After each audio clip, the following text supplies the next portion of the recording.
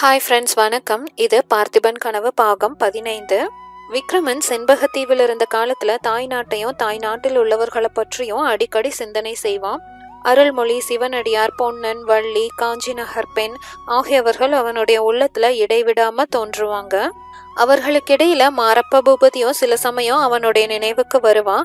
அப்போது விக்ரமனுடைய உள்ளமும் உடலும் அருவருப்பினால அவமானத்தினாலும் சுருங்கி போகும்.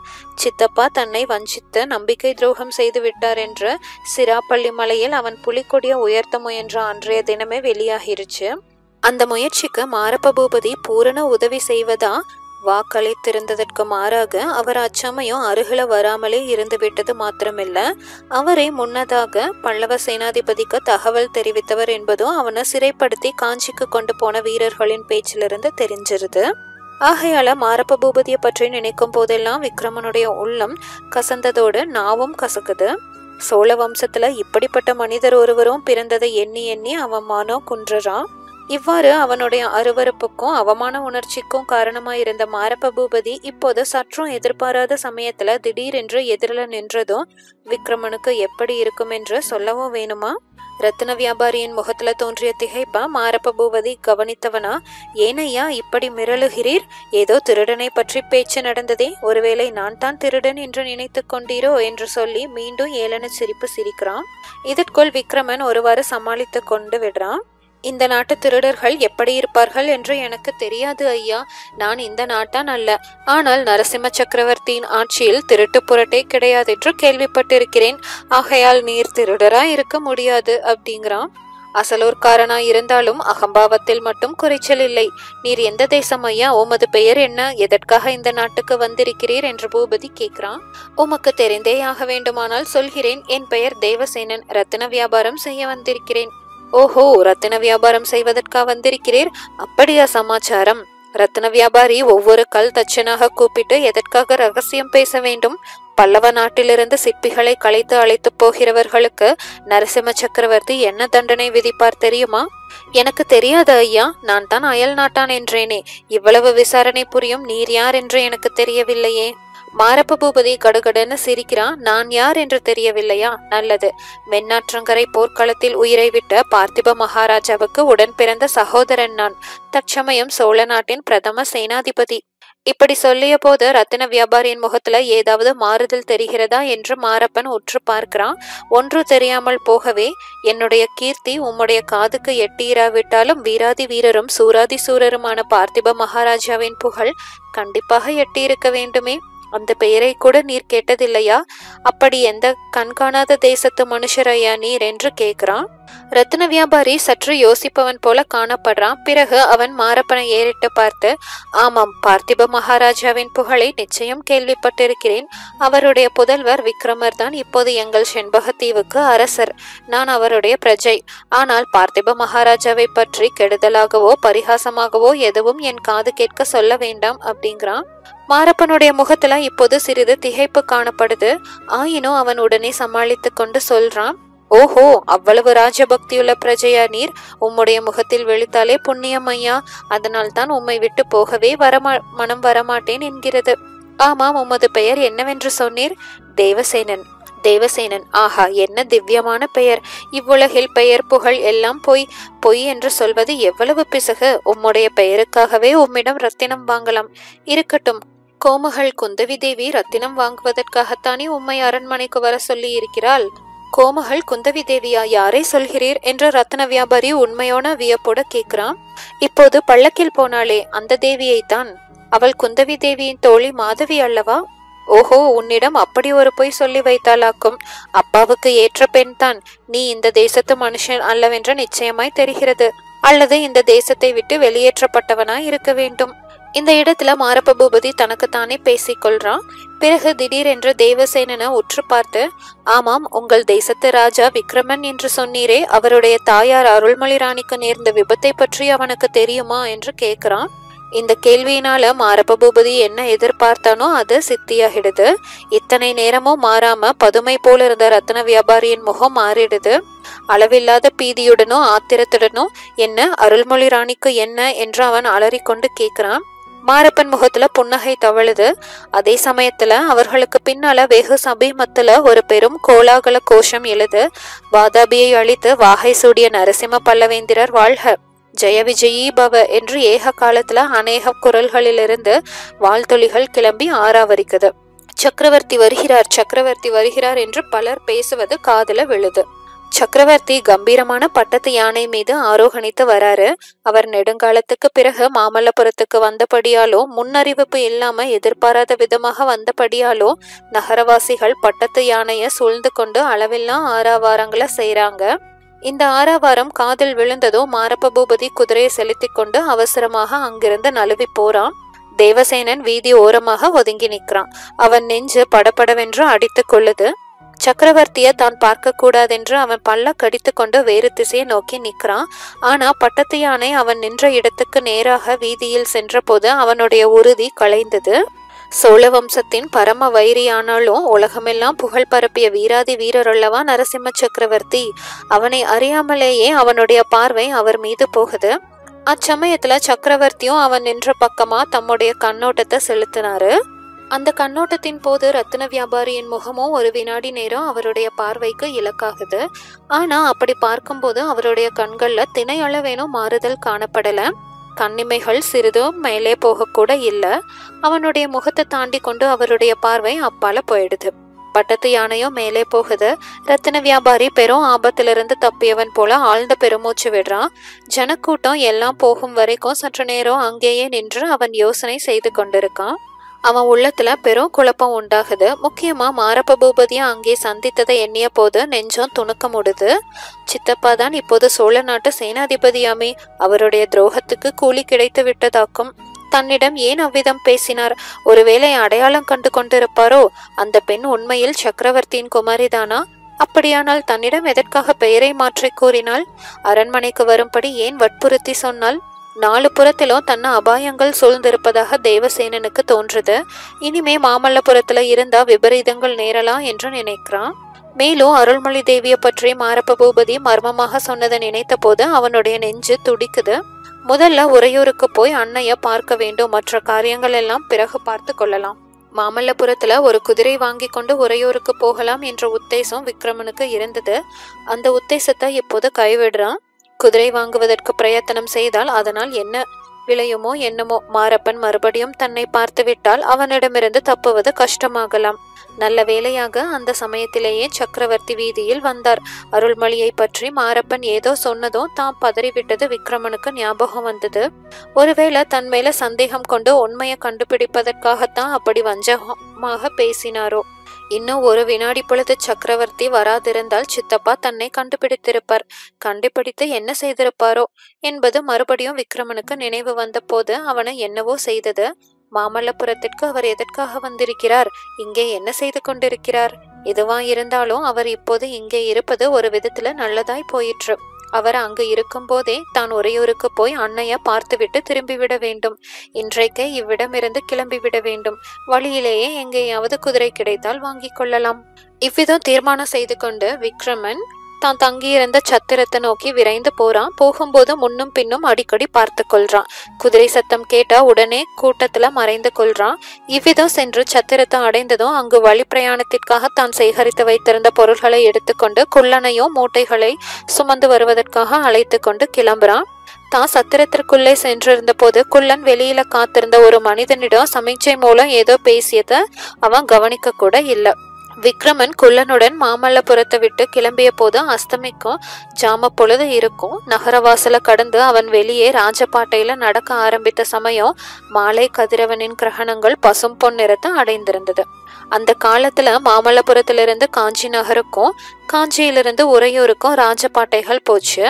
மாமல்லபுரத்திலிருந்து காஞ்சி செல்லும் பாதையானது எப்போதும் ஜனங்களின் போக்குவரவினால ஜே ஜே என்று இருக்கும். குதிரைகள் மீதும் யானைகள் மீதும் பல்லக்குகளிலும் ஜனங்கள் போய்கொண்டே இருப்பாங்க. அந்த ராஜபாதை நெடுகிலும் ஒன்றுக்கொன்று வெகு சமீபத்துல ஊர்கள் உண்டு. கோவில்களும் மடாலயங்களும் சத்திரங்களும் தண்ணீர் பந்தல்களும் பலவித கடைகளும் பாடசாலைகளும் நெடுகிலும் காணப்படும்.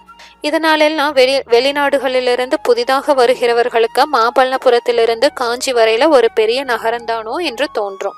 இத்தகைய ராஜபாட்டையிலிருந்து இடையிடையே பிரிந்து சென்ற குறுக்கு பாதைகளும் ஆங்காங்கு இருந்தது.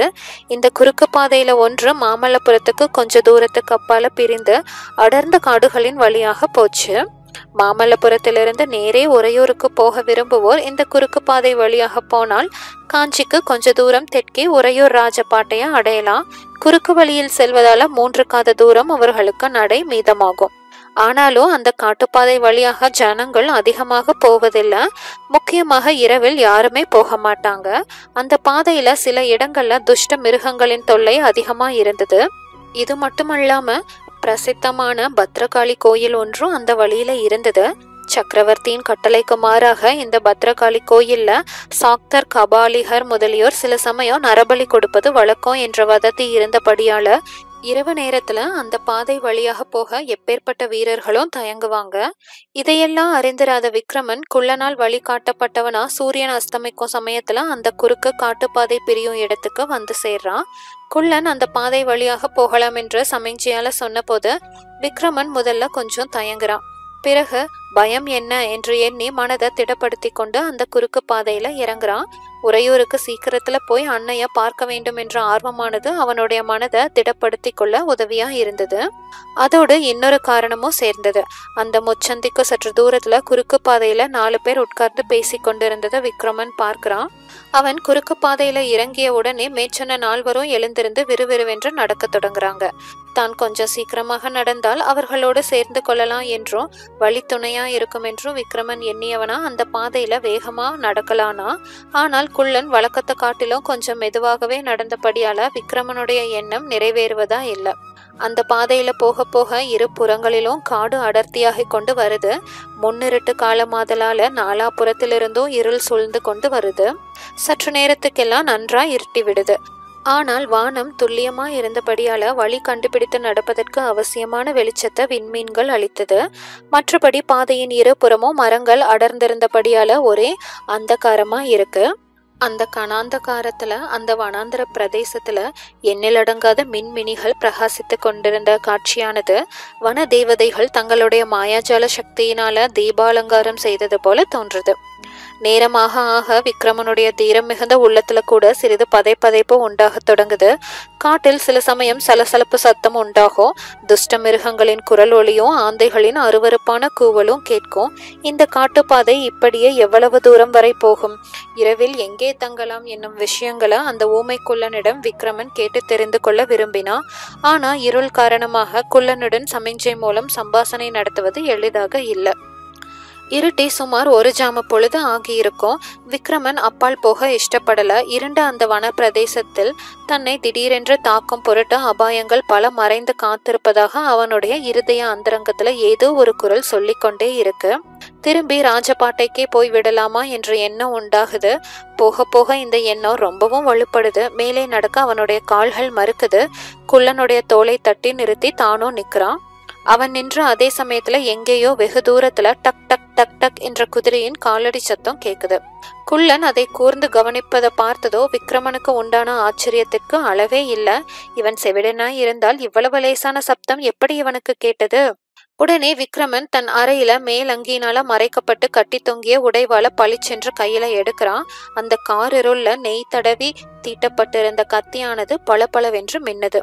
விக்ரமன் குள்ளனுடைய தலையிலிருந்த பரட்டை மயிர ஒரு கையினால பற்றி கத்திய ஓங்கி, அடே உண்மையை சொல்ல, நீ நிஜமாக செவிடன் தானா? உனக்கு காது கேட்பதில்லையா?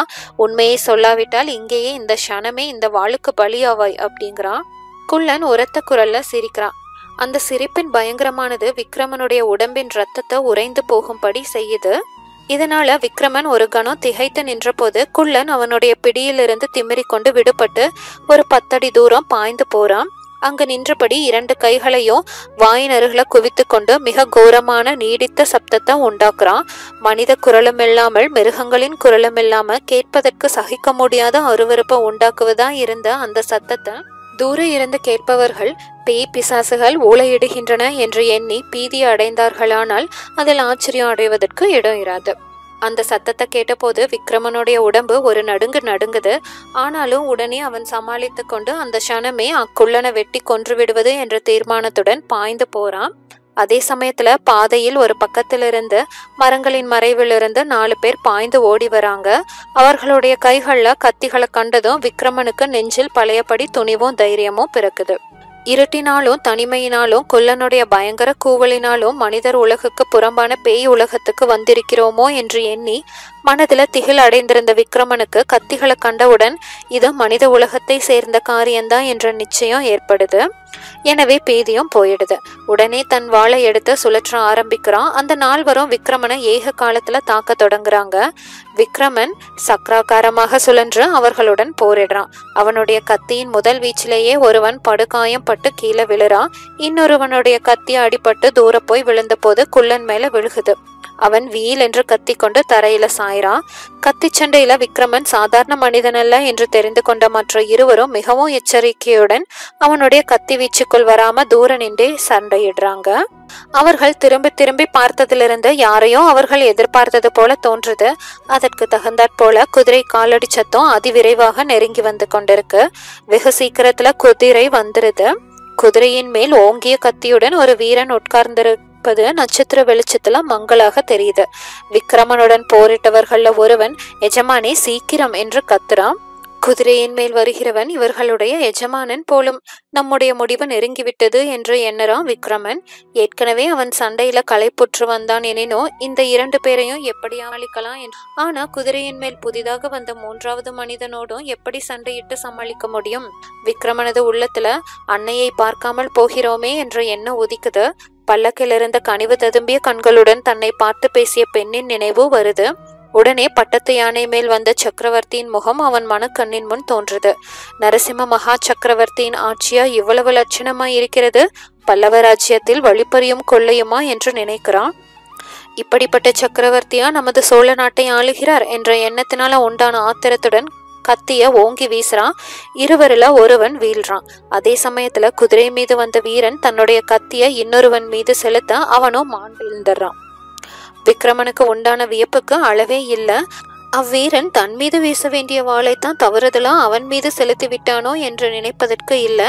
ஏனெனில் தான் மேலங்கி அணிந்திருந்தபடியாலோ அவர்கள் வெறும் உடம்பெறினாராய் இருந்தபடியாலோ எளிதில் அடையாளம் கண்டுபிடிக்க கூடியதா இருந்தது. அப்படியானா இந்த வீரன் யார்? இவர்களால் எதிர்பார்க்கப்பட்டவன் இல்லையா?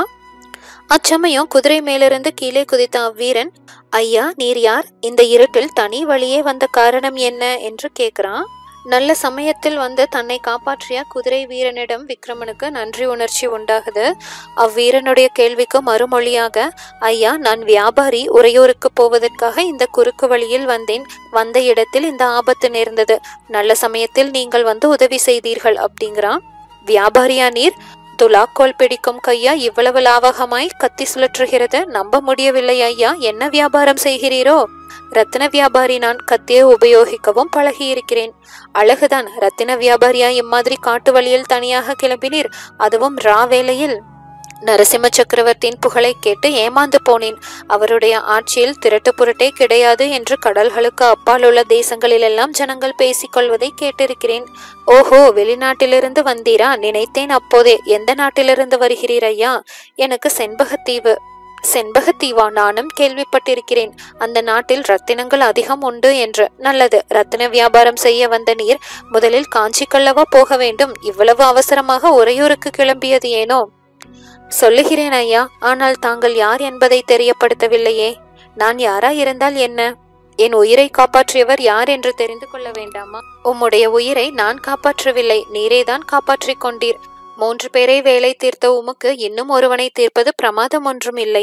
ஆனாலும் நான் யார் என்று சொல்லுகிறேன். காஞ்சி சக்கரவர்த்தியை பற்றி நீர் கேள்விப்பட்டது பொய்யாக போயிற்று என்றீரே, அந்த சக்கரவர்த்தியின் ஊழியர்களில் ஒருவன் நான்.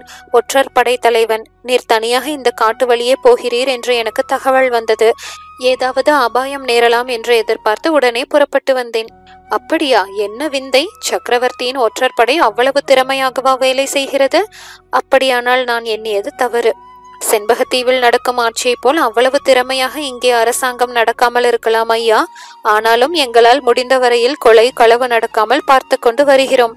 பார்க்க போனால் இரவில் தனி வழியே வந்த 4 உயிர்களின் மரணத்துக்கு காரணமாய் இருந்ததின் பொருட்டு உம்மைத்தான் பிடித்து கொண்டு போய் சக்கரவர்த்தியின் முன்னால் நிறுத்த வேண்டும்.